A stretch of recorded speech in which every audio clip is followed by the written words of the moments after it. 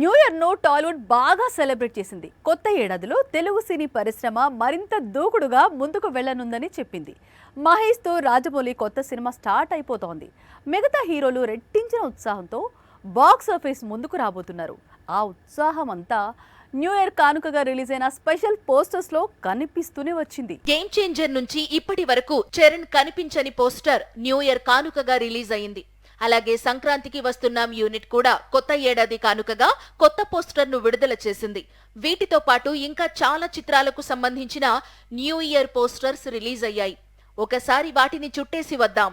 అయితే వీటన్నిటికీ మించిన అనౌన్స్మెంట్ రాజమౌళి నుంచి వచ్చింది. మహేష్ తో మూవీ ప్రారంభించబోతున్నట్లు దర్శక ధీరుడి టీం కన్ఫర్మ్ చేసింది. ప్రారంభోత్సవానికి సిద్ధమవుతున్నట్లు చెప్పుకొచ్చింది.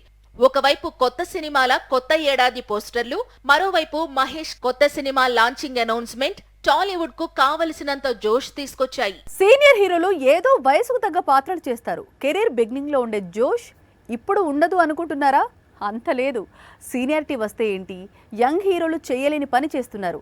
ఆటైనా పాటైనా వారి తర్వాతే ఎవరైనా. క్యారెక్టర్లో ఎనర్జీ చూపించాలంటే ప్రతిసారి టిల్లునే రావాల్సిన పని లేదు, లేదా మరో యంగ్ హీరో నవీన్ పొలిశెట్టి కొత్త సినిమా రిలీజ్ చేయాల్సిన అవసరం లేదు. ఈసారి సంక్రాంతి పండక్కి ఎన్నో సినిమాలు రిలీజ్ అవుతున్నాయి. అన్నిటికంటే ఎక్కువ సౌండ్ చేస్తున్న మూవీ మాత్రం సంక్రాంతికి వస్తున్న మూవీదే. ముఖ్యంగా ఈ మూవీలో వెంకీ పాడుతున్న పాటలు ఈ సినిమాకు చాలా క్రేజ్ తీసుకొస్తున్నాయి. ముఖ్యంగా బ్లాక్ బస్టర్ పొంగల్ పాటలో వెంకీ చూపించిన ఎనర్జీకి టాలీవుడ్ షాక్ అయింది. వెంకీ మాత్రమే కాదు, 2 ఏళ్ల క్రితం వాల్తేరు వీరయ్య రిలీజ్ అయినప్పుడు కూడా చిరు ఇలాగే హుషారుగా పాటలు పాడి సంక్రాంతి పండక్కి చాలా జోష్ తీసుకొచ్చారు. సీనియర్ హీరోలే, కానీ ఫ్యాన్స్ ను ఆడియన్స్ ను ఎలా ఎంటర్టైన్ చేయాలో వీళ్లకు తెలిసినంతగా మరొకరికి తెలియదంటే అతిశయోక్తి కాదు. అసలే సంక్రాంతి సినిమా, పైగా స్టార్ హీరో నటిస్తున్నాడు. దాదాపు 2 ఏళ్ల తర్వాత బాక్స్ ఆఫీస్ ముందుకు వస్తున్నాడు. న్యూ ఇయర్ ఫ్యాన్స్ కోసం కొత్త సినిమా ట్రైలర్ రిలీజ్ చేస్తారు అనుకుంటే ఏకంగా సినిమా పోస్ట్ పోన్ చేశారు. పాపం ఆ స్టార్ హీరో ఫ్యాన్స్ ఇటు న్యూ ఇయర్ ను సెలబ్రేట్ చేసుకోలేకపోయారు, అటు సినిమా పోస్ట్ పోన్ అయిందని బాధపడాల్సి వచ్చింది. ఇంతకీ ఎందుకలా జరిగింది? సంక్రాంతి సీజన్ ను తెలుగు సినీ పరిశ్రమ ఎంతైతే ప్రతిష్టాత్మకంగా భావిస్తుందో, తెలుగు హీరోలందరూ ఇదే పండక్కి రావాలని ఏడాది అంతా ఎలా కలలు కంటున్నారో తెలిసిందే. ఇంతకు మించిన కోలాహలం కోలీవుడ్ లో కనిపిస్తోంది. తమిళ సినీ పరిశ్రమకు సంక్రాంతి తర్వాతే ఏ పండగైనా సీజన్ అయినా. అందుకే ప్రతి ఏడాది ఎన్నో పెద్ద సినిమాలు ఈ పండక్కి వస్తుంటాయి. 2 ఏళ్ల క్రితం ఇదే సంక్రాంతి సీజన్ లో విజయ్ కొత్త సినిమా వారీస్ తో పోటీ పడుతూ అజిత్ తునీవు చిత్రాన్ని విడుదల చేశాడు. దాదాపు 2 ఏళ్ల తరువాత సేమ్ సీజన్ లో విడాముయర్చి విడుదల చేస్తానని చెప్పాడు. నిజానికి దీపావళికే రావాల్సిన సినిమా ఇది, కానీ సంక్రాంతికి పోస్ట్ పోన్ అయింది. జనవరి 1న ట్రైలర్ లాంచ్ చేస్తారు అని చిత్ర యూనిట్ చెప్పుకొచ్చింది. మరికొద్ది గంటల్లో ట్రైలర్ వస్తుంది అనుకుంటే సినిమా పోస్ట్ పోన్ అంటూ పోస్టర్ ను రిలీజ్ చేసింది లైకా ప్రొడక్షన్స్. దాంతో అజిత్ ఫ్యాన్స్ హార్ట్ బ్రేక్ అయింది.